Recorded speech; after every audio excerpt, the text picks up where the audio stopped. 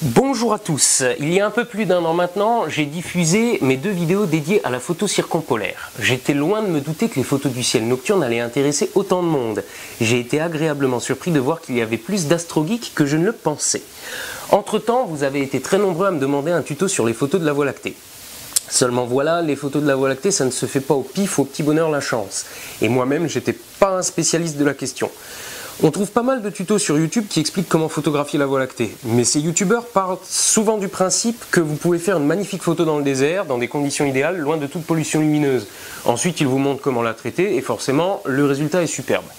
Seulement, la plupart d'entre nous ne peuvent pas faire ce genre de photos, parce que nous n'avons pas de désert à portée de main. Donc la prise de vue et le traitement sont tout à fait différents. J'ai donc entrepris de me renseigner, j'ai parlé à pas mal de gens, expérimenté des trucs, tant et si bien que maintenant je suis en mesure de réaliser une photo de la Voie lactée sous un ciel pollué, et donc de vous expliquer comment faire. J'ai donc le plaisir de vous annoncer qu'aujourd'hui, nous allons faire des photos de la Voie lactée.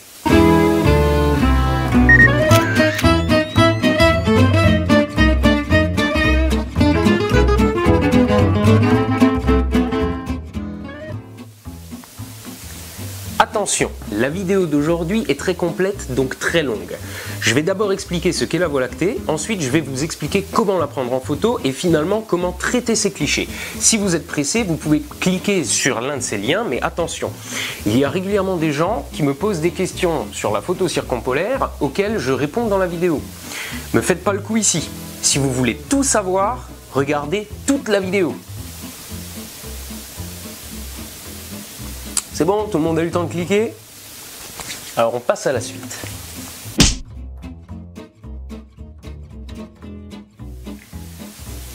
Si vous voulez faire une photo de paysage qui va avoir de la gueule, la photo de la Voie lactée c'est pour vous. Parce que oui, il s'agit bien d'une photo de paysage.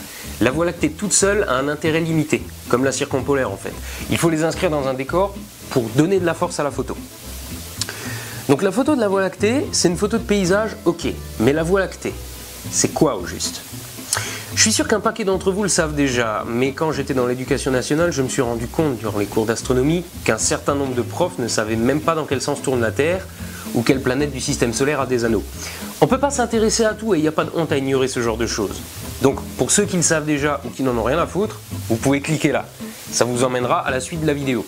Pour ceux qui ont des connaissances limitées en astronomie, je m'en vais vous expliquer tout ça. Bon, on va partir du début.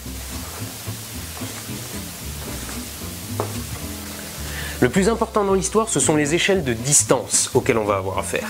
Il est très difficile de se les représenter, on va donc réduire tout ça. Nous vivons sur une planète qui s'appelle la Terre, je pense que jusqu'ici tout le monde suit. Cette planète est une boule solide de 12 800 km de diamètre. Je précise qu'elle est solide parce que certaines planètes sont faites de gaz, il est donc impossible de marcher à leur surface. Bref, cette planète de 12 800 km tourne autour du Soleil. Le Soleil est une étoile de type G, c'est-à-dire une étoile naine. Oui, le Soleil est une étoile toute petite. Elle nous paraît grosse parce qu'elle est beaucoup plus près que les autres, mais en fait, par rapport à bien des étoiles, elle est rikiki.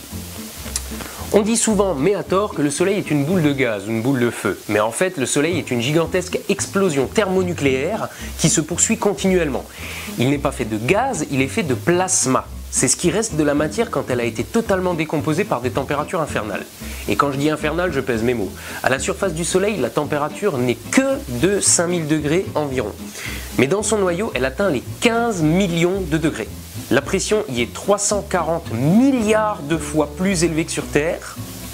Et pourtant, le Soleil, en moyenne, n'est pas plus dense que de l'eau. Cette boule de matière en fusion mesure 1,4 million de kilomètres.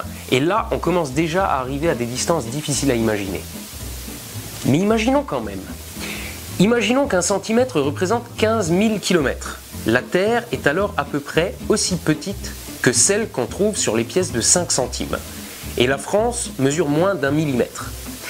À cette même échelle, le Soleil est une boule qui mesure 1 mètre. Et 100 mètres les séparent l'une de l'autre. En astronomie, la distance Terre-Soleil est appelée une unité astronomique. À la vraie échelle, c'est 150 millions de kilomètres. Ça fait cher en essence, tout ça. Neptune, la planète du système solaire la plus lointaine, se trouve à 30 unités astronomiques, donc 30 fois plus loin du Soleil que ne l'est la Terre, soit presque 6 milliards de kilomètres. Donc à l'échelle de ma pièce de 5 centimes, Neptune, c'est un bouchon d'objectif qui se trouve à 30 km de distance.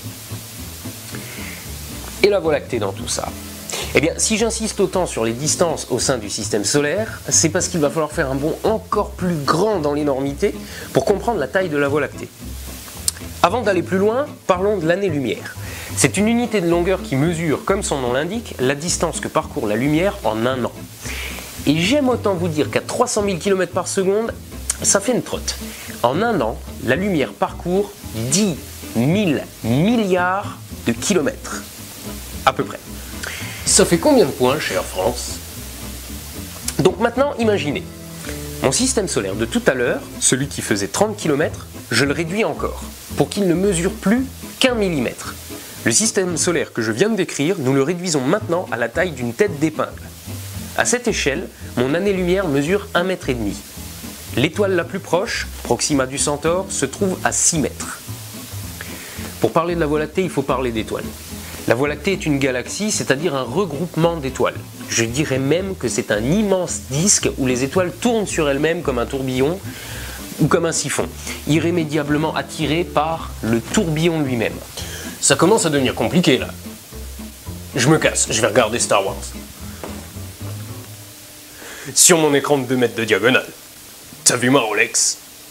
Donc ce disque gigantesque est constitué de nuages de gaz et d'étoiles, qui ressemblent de près ou de loin au Soleil. Il y en a près de 400 milliards, rien que dans notre galaxie. Il y a donc à peu près autant d'étoiles dans la Voie lactée que de grains de sable dans la remorque d'un tombereau. C'est énorme. Comme ma... Ouh, ça pique. Personne ne fera cette blague sur ma chaîne YouTube. Personne. Ça pique. Maintenant la taille. La Voie lactée mesure environ 100 000 années-lumière de diamètre. Vous vous rappelez de mon système solaire qui mesure 1 millimètre? Eh bien, à cette échelle, la Voie lactée mesure 150 km.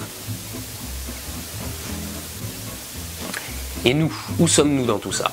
Eh bien, le système solaire se trouve dans la périphérie de la galaxie. Comme nous nous trouvons néanmoins à l'intérieur, nous la voyons donc par la tranche. Si vous avez encore du mal avec ces distances, je vous invite à consulter le site The Scale of Universe, qui signifie l'échelle de l'univers, dont l'adresse se trouve ici et en description de la vidéo. Le site est disponible en français et résume tout ce que je viens de dire dans un schéma interactif super bien fait. Voilà. Maintenant que vous savez ce qu'est la Voie lactée, vous allez pouvoir briller par votre savoir durant vos soirées photos. T'as oublié quelque chose. Quoi donc? Le nom de la Voie lactée vient du mot grec galaxias, qui signifie la même chose et qui a donné le mot galaxie. Le nom de la Voie lactée fait référence à du lait, parce que dans la mythologie grecque, Zeus trompe sa femme, la déesse Héra, et a eu un fils illégitime avec une mortelle nommée Alcmène. Ce fils, c'est Héraclès, aussi appelé Hercule, qui était donc un demi-dieu et donc mortel. Pour le rendre immortel, Zeus lui fait téter le sein de la déesse Héra pendant qu'elle dort. Mais Héra s'est réveillée et elle a arraché Hercule de son sein. Au passage, une giclée de lait s'est répandue dans le ciel, ce qui a donné la Voie lactée. Tu sais ça, toi? Tu m'épates là. Bah oui, j'ai toujours rêvé de laisser les seins d'une fille pendant son sommeil, alors forcément... Oui, ça pique. Désolé.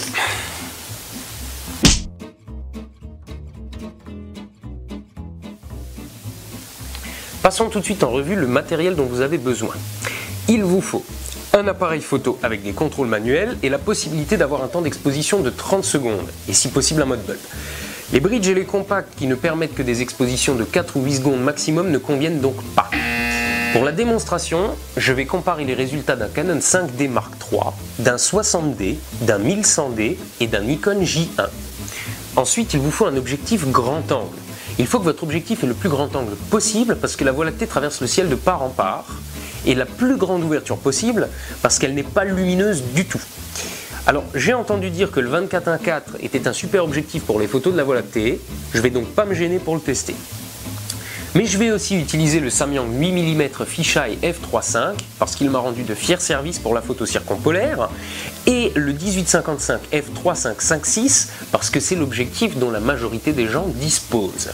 Et pour finir, je vais utiliser le 10-30 f3.5-5.6 sur le Nikon J1.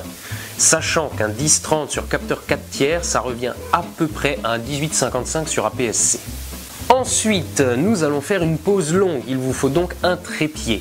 Je vais utiliser un gros trépied Manfrotto comme pour la photo circumpolaire. Je vais aussi utiliser un trépied que je viens d'acheter sur les conseils d'un photographe d'architecture. Au passage, merci Adrien. Ce trépied, c'est le Velbon Ultra Rexy L. Il est tout petit une fois replié et il est presque aussi grand que le Manfrotto une fois déplié. Il se déplie et se plie super vite, il est parfaitement stable, même avec plein de bordel dessus. Je vais encore utiliser un petit trépied tout léger parce que tout le monde n'a pas de gros trépied pro, et un trépied de table pour le J1. Ensuite, nous allons faire des photos non seulement de nuit, mais en plus dans le noir le plus total. Donc une lampe de poche est nécessaire.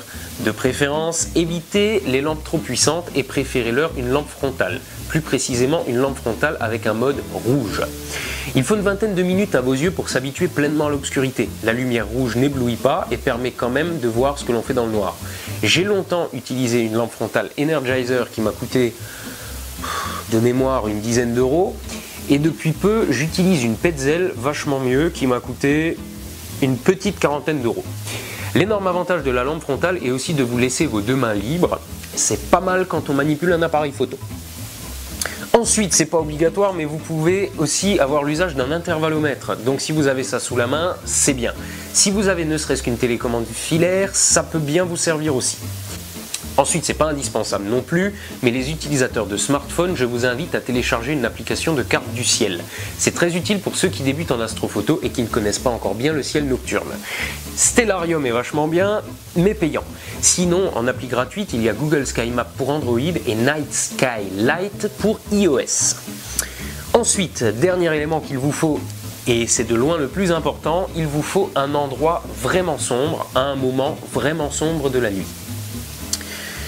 Et ce dernier est de loin le plus difficile à obtenir.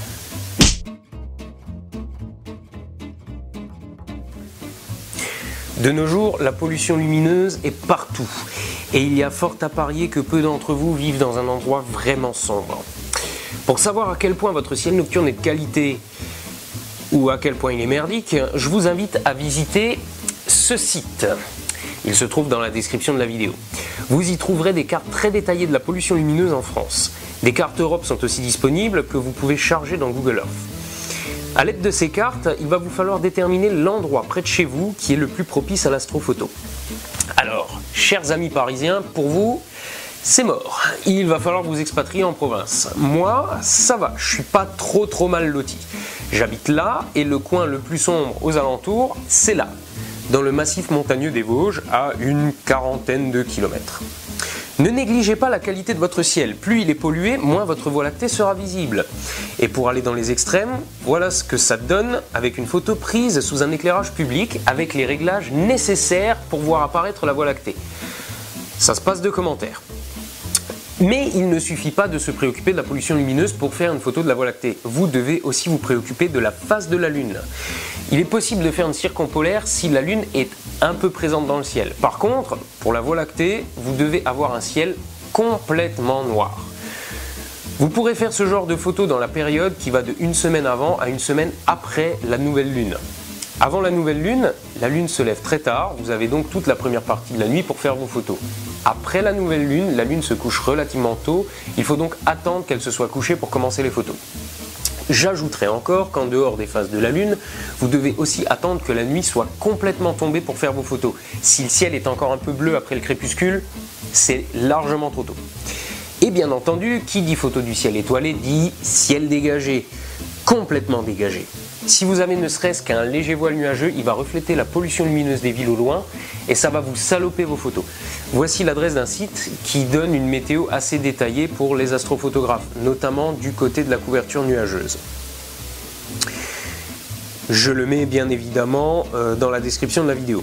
Vous pouvez faire une recherche ville par ville, alors je vous invite bien entendu à chercher la vôtre. Maintenant que toutes les conditions sont réunies pour la prise de vue, il est temps de prendre des photos.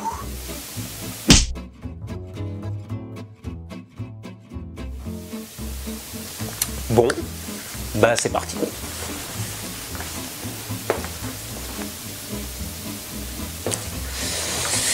Bon, ben en fait, non. J'ai pas réussi à tourner ma vidéo sur le terrain parce qu'à cause de l'éclairage, je me suis fait emmerder par tout un tas de bestioles. Donc je vais vous expliquer ça ici.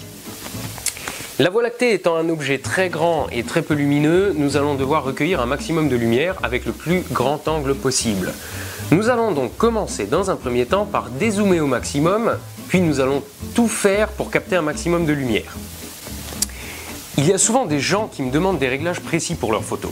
Malheureusement, je suis bien en peine pour leur répondre parce que les réglages de votre appareil dépendent de votre environnement et de votre sujet. Mais pour une fois, je peux vous répondre de manière claire. Pour la Voie lactée, focale au minimum, ouverture au maximum, ISO au maximum, sauf pour ceux qui peuvent aller jusqu'à plusieurs centaines de milliers d'ISO, arrêtez-vous à 6400. Pour le temps de pause, ça se complique un petit peu. Pour capter un maximum de lumière, il faut un temps de pause le plus long possible. Mais le problème, c'est que le ciel bouge. Et si votre temps de pause est trop long, vos étoiles vont laisser un filet. Or, on n'est pas là pour faire une circumpolaire, il va donc falloir limiter cet effet. Votre temps de pause va être déterminé par votre longueur focale. Plus votre focale est longue, plus votre temps de pause doit être court. Pour calculer ce dernier, il existe une règle qu'on appelle la règle des 500. Divisez 500 par votre focale et vous obtenez le nombre maximum de secondes que vous pouvez exposer sans trop avoir de flou. Par exemple, avec mon 24 mm, je fais 500 divisé par 24 égale 21. Je peux donc exposer 21 secondes tranquillement. Le problème, c'est que la règle des 500 est faite pour un capteur plein format. Pour les utilisateurs d'APS-C, je vous fais une petite règle adaptée. On va l'appeler la règle des 350. Vous divisez 350 par votre focale et vous obtenez votre temps de pause maximum. Donc sur un APS-C, avec mon 24 mm, je fais 350 divisé par 24 égale environ 15. Je peux donc exposer 15 secondes. Mais sur l'APS-C, je vais utiliser le 18 mm, pas le 24. Je fais donc 350 divisé par 18 égale 20. Je peux donc exposer 20 secondes avec le 18 mm.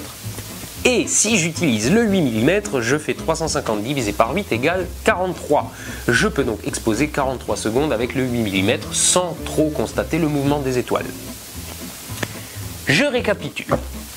Pour une photo de la Voie lactée, focale la plus courte, ouverture la plus grande, ISO max avec une limite à 6400 quand même, temps de pause en fonction de la focale et de la règle des 350 ou des 500 si vous avez un plein format. Voyons maintenant le reste des réglages de votre appareil. Déjà, passez en mode M, sinon vous ne pourrez pas entrer ces réglages comme vous le voulez.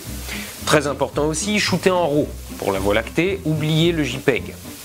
Désactivez l'autofocus ainsi que le stabilisateur, parce que parfois sur trépied il peut devenir fou, et de toute façon sur trépied ça sert à rien, alors coupez-le. Mettez-vous sur le mode retardateur 2 secondes. Si vous n'avez pas de télécommande, ça vous permettra de déclencher l'appareil et de laisser les vibrations s'arrêter avant que la photo ne soit faite. Et donc vous aurez moins de risque d'avoir du flou de bouger. Ceux qui ont une télécommande, c'est pas nécessaire. Ah oui, pour bosser confortablement, je vous invite aussi à baisser au maximum la luminosité de votre écran. Pour finir, la mise au point. On va la faire à l'infini, mais l'infini ne veut pas dire aller jusqu'à la butée de la bague. Les propriétés diffractantes du verre ne sont pas les mêmes en fonction de la température.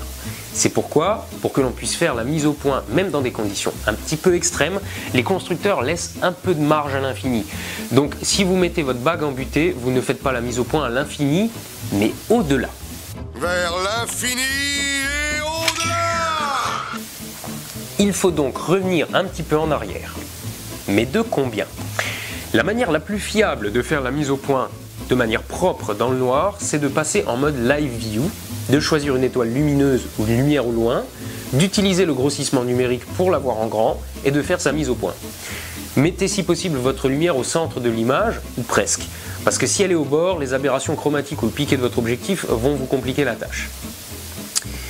Cette manip, je l'ai réussi sur tous les appareils sauf le 1100D qui ne captait pas assez de lumière. Et donc j'ai fait ma mise au point au pif, j'ai vérifié le résultat sur la photo et j'ai recommencé comme ça jusqu'à avoir un résultat satisfaisant. Voilà, nous sommes maintenant prêts à prendre la photo. Si vous avez un bon ciel pas pollué du tout, vous obtiendrez des résultats sensationnels. Mais si votre ciel est pollué, il y a fort à parier que ce soit le cas, vous obtiendrez un truc comme ça. Malheureusement, cette pollution lumineuse, on ne peut pas s'en débarrasser à la prise de vue. Il existe bien des filtres, mais ils sont tellement chers et difficiles à trouver que je ne vais pas en parler. En plus, leur efficacité est limitée. Ce genre de photo, il va falloir la traiter sous Lightroom ou un logiciel équivalent pour obtenir un truc comme ça. On va voir en détail comment faire tout à l'heure. Seulement, ce traitement est lourd, très lourd, et le bruit du capteur va se retrouver très marqué. Pour limiter les dégâts, je suggère à ceux qui le peuvent d'utiliser une méthode qui s'appelle l'exposition à droite. Je dis ceux qui le peuvent parce qu'avec le 1100D et le 1855 par exemple, j'ai pas réussi à exposer à droite avec les réglages que j'ai donnés. Mais avec les objectifs très ouverts, comme le 24 f1.4 par exemple, c'est possible. Exposer une photo à droite, ça veut dire avoir l'histogramme non pas au milieu, mais à droite. La photo est donc surexposée. Mais si l'histogramme n'est pas collé au bord, la photo n'est pas cramée. Pourquoi expose-t-on à droite? Eh bien parce que les capteurs numériques enregistrent plus d'informations dans les hautes lumières que dans les basses. Si vous augmentez l'exposition d'une image sous-exposée, vous avez une montée de bruit. Si vous baissez l'exposition d'une photo surexposée, vous avez baissé le niveau de bruit. Donc ceux qui peuvent surexposer les photos avec les réglages que j'ai donnés, faites-le, mais sans cramer les blancs. L'histogramme ne doit pas être collé au bord. On verra tout à l'heure comment développer ça. Pour ceux qui ne peuvent pas surexposer la photo avec les réglages que j'ai donnés, c'est pas grave, mais vous aurez un petit peu plus de bruit sur vos photos. Je vous donnerai aussi tout à l'heure une méthode pour l'enlever sans perte de détails. Donc avec les réglages que je vous ai donnés, vous devriez obtenir un truc qui ressemble à ça.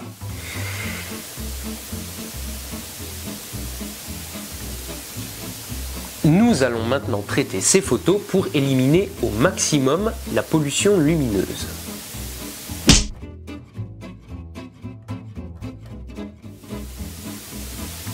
Les traitements que je vais vous montrer maintenant, je vais les faire sous Lightroom. Mais pour ceux qui ne le possèdent pas, vous pouvez les faire sous n'importe quel logiciel équivalent. Mais très important, vos prises de vue doivent être en RAW. Je vais donc ouvrir 5 images, celle du J1, celle du 1100D, celle du 60D et celle du 5D en double. Une bien exposée, l'autre exposée à droite. Voilà comment je procède. Déjà, corrigeons l'exposition. Ici, c'est pas trop mal. Sur la photo qui a été exposée à droite, je devrais corriger un petit peu plus. Maintenant, je vais mettre la vibrance et la saturation à fond. Et je vais corriger ma balance des blancs de manière à faire disparaître le plus possible le jaune du ciel, mais tout en gardant le maximum de couleur dans la Voie lactée. Je veux aussi éviter que le ciel soit trop vert ou trop rouge. Maintenant que c'est fait, je peux remettre ma vibrance et ma saturation à 0. Ces réglages vont totalement dépendre de votre photo et de l'endroit où vous l'avez faite, de la quantité de pollution lumineuse, etc. Ensuite, poussons les contrastes à fond. On va aussi mettre la courbe des tonalités franchement en S. Le résultat, c'est que mon image est cramée maintenant. Mais si je baisse les valeurs des hautes lumières, je récupère mes détails. Vous constatez maintenant qu'avec ces réglages, le vignettage de mon image est très fort. Je vais donc aller dans correction de l'objectif et corriger ce vignettage. Maintenant, je peux à nouveau baisser un chouïa l'exposition. Je vais encore augmenter un peu la netteté pour la forme. Évitez de supprimer le bruit de l'image, vous risqueriez de perdre plein d'étoiles dans le traitement. Pour ceux que le bruit gêne, je vous explique un peu plus tard comment l'enlever. Maintenant, je trouve que mes couleurs sont très flashy. Je vais donc baisser un petit peu ma vibrance, et voilà. À ce stade, on peut s'arrêter, mais je vais poursuivre en insérant un filtre gradué pour assombrir un petit peu le haut de mon ciel. Je baisse l'exposition et je mets les contrastes à 0. Voilà, on a maintenant un beau ciel franchement nocturne. Notre photo de Voie lactée est traitée et encore une fois, on peut s'arrêter là. Mais on peut aller éventuellement encore un petit peu plus loin. Vous pouvez par exemple atténuer encore un peu la pollution lumineuse en jouant avec les curseurs de saturation et de luminance teinte par teinte. Si cette méthode ne donne pas de résultat satisfaisant, le pinceau de retouche peut faire l'affaire. Vous pouvez vous en servir pour rendre le ciel un peu plus bleu en choisissant un pinceau neutre avec juste une légère teinte bleue. Vous pouvez atténuer un petit peu la pollution lumineuse en baissant la saturation et l'exposition. Et vous pouvez booster un petit peu la Voie lactée en ajustant l'exposition de manière localisée. Je ne vais pas faire de démo détaillée pour ça parce que chaque photo est différente et donc vous devez adapter votre usage du pinceau à votre image. Et voilà, j'ai ma photo de Voie lactée. Notez au passage que sur certaines photos que vous pouvez voir sur internet, on distingue le centre galactique qui est franchement jaune. Sous nos latitudes, il est tout juste sur l'horizon, voire en dessous. Pour voir cette partie de la galaxie, il faut se rapprocher au maximum de l'hémisphère sud ou attendre l'été. En France métropolitaine en tout cas. Ceux qui vivent dans l'hémisphère sud peuvent même voir le petit et le grand nuage de Magellan qui sont deux petites galaxies qui orbitent autour de la Voie lactée. En hiver, on ne voit donc pas ce bulbe central, mais le ciel est plus sombre et donc les contrastes sont meilleurs. Si vous décidez de faire vos photos en hiver ou dans un endroit froid, n'oubliez pas de vous munir d'un pare-soleil, aussi appelé pare-buée par les astrophotographes. Je pense que c'est pas la peine d'expliquer pourquoi. Sinon, vous pouvez aussi vous munir d'un petit sèche-cheveux de camping sur batterie qui vous permettra de vous débarrasser de cette même buée. Bon, revenons à nos développements et comparons maintenant nos clichés avec le même traitement. Comme vous pouvez le voir, il y a une différence entre le 5D Mark III et le 1100D. Forcément. Mais comme j'ai pris l'habitude de le dire, l'appareil ne fait pas le photographe et rien ne vous empêche de faire une belle photo de la Voie lactée avec un 1100D. Je m'arrête un petit peu sur la photo exposée à droite. Si je la compare avec la photo correctement exposée, vous constatez que, comme prévu, il y a moins de bruit après traitement. Donc ceux qui peuvent exposer à droite, allez-y. Mais pour ça, il vous faut un objectif très lumineux et je sais que tout le monde n'a pas ça sous la main. Chaque photo a son avantage et son inconvénient. La photo la plus claire a moins de bruit, mais plus de filets d'étoiles. La photo la plus sombre a été exposée moins longtemps, elle a donc moins de filets, mais plus de bruit. Voici maintenant la photo du J1. Si vous n'avez qu'un hybride sous la main, vous voyez que vous pouvez tout aussi bien faire une photo de la Voie lactée. Mais l'image est très bruitée et sa plage dynamique est plus faible, c'est donc plus galère à développer. Mais si on l'agrandit pas trop, c'est chouette quand même, sur Facebook ça passe. Remarquez au passage le léger voile nuageux qui pourrit ma photo. Rien de tel qu'un ciel parfaitement dégagé. Ensuite, celle du 60D. Niveau qualité du capteur, on est dans de la PSC, c'est assez proche du 1100D. Mais l'intérêt de celle-ci est d'avoir été faite avec un fisheye. Ça nous donne un panorama bien plus intéressant qu'au 18 mm. Je rappelle pour ceux qui ne le connaissent pas que c'est le Samyang 8 mm. C'est un objectif qui coûte environ 300 € selon les vendeurs et qui est entièrement manuel. Seulement c'est un fisheye, il déforme donc énormément. Alors soit vous aimez bien cette déformation, et c'est tant mieux, soit vous souhaitez la corriger.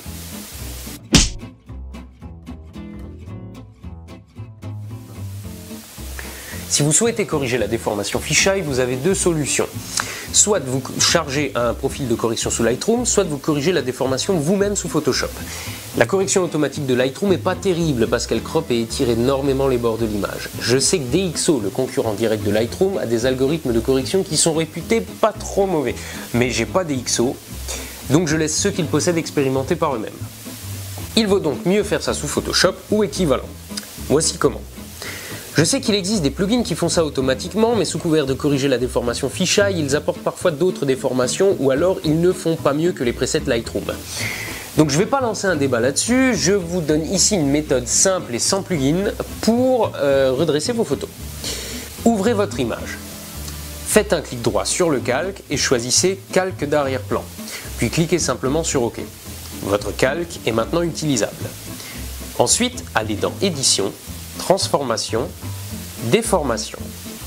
Et maintenant, il vous suffit de tirer les coins de l'image pour corriger la déformation fisheye.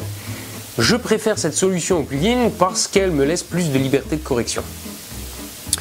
Voilà, votre photo est corrigée. Si vous disposez d'un fisheye, cette astuce vous servira. Pour les autres, je vais maintenant vous expliquer comment réduire de manière impressionnante le bruit de vos photos.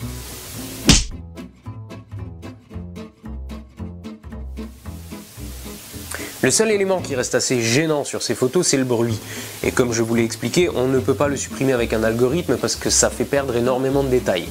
À la limite, la réduction de bruit de chrominance peut aider, mais c'est tout.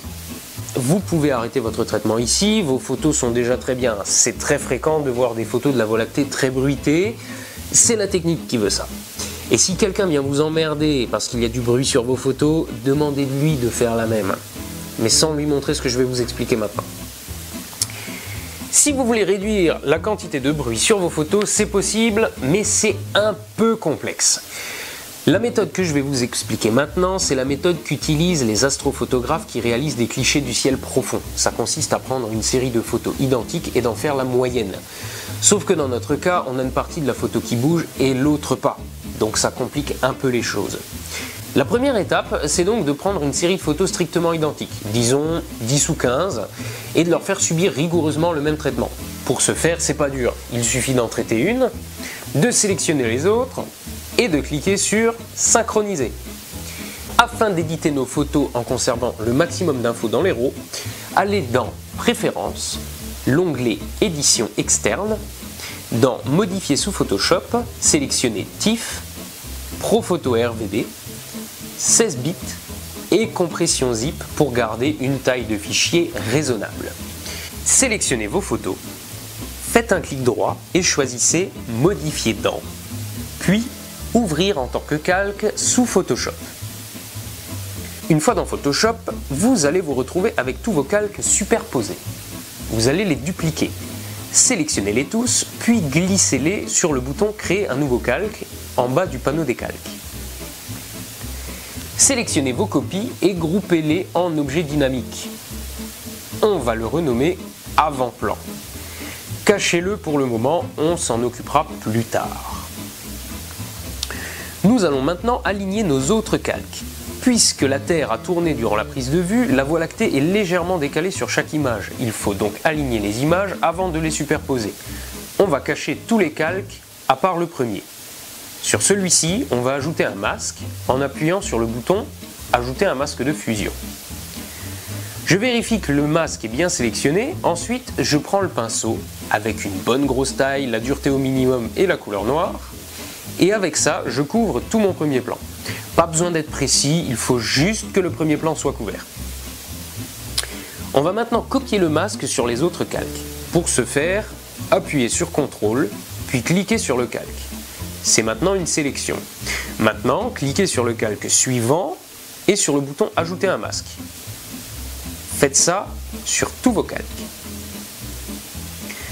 Maintenant, rendez à nouveau tous vos calques visibles. Sélectionnez-les tous, puis alignez-les en allant dans Édition, Alignement automatique des calques, prenez l'option Automatique et cliquez sur OK. Voilà, nos étoiles sont alignées, on peut maintenant effacer tous nos masques. Faites un clic droit sur le masque et sélectionnez Supprimer. Faites ça partout. Maintenant, on va les empiler dans un objet dynamique. Sélectionnez-les tous et faites un clic droit puis Convertir en objet dynamique. Appelons celui-ci le ciel. Maintenant, sélectionnez le mode de fusion de l'objet ciel. Pour ça, allez dans Calque, Objet dynamique, Mode d'empilement et choisissez Médiane. Maintenant, votre image devrait être toute propre, sans bruit. Répétons l'opération sur notre avant-plan. Rendez l'objet avant-plan visible et choisissez comme mode d'empilement médiane, comme tout à l'heure. Le bruit a maintenant disparu de notre premier plan, mais bien évidemment le ciel est complètement inexploitable. Pour finir le boulot, cliquez sur l'objet avant-plan, créez un nouveau masque et choisissez un grand pinceau avec la dureté au minimum en couleur noire et recouvrez-en le ciel. Appuyez sur Alt et cliquez sur le masque pour le faire apparaître et fignolez le boulot. Finalement, on va faire un travail plus précis avec un petit pinceau sur les contours du paysage.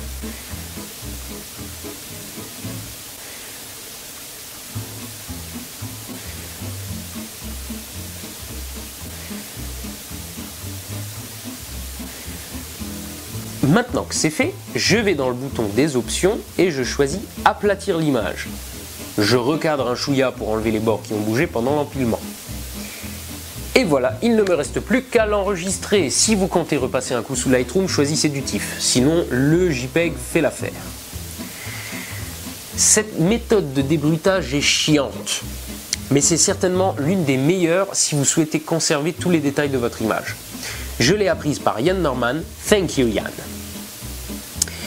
Je pense que ce coup-ci, on a fait le tour de la photo de la Voie lactée. Cette vidéo a été très longue et je salue ceux qui ont eu la patience de la regarder jusqu'ici.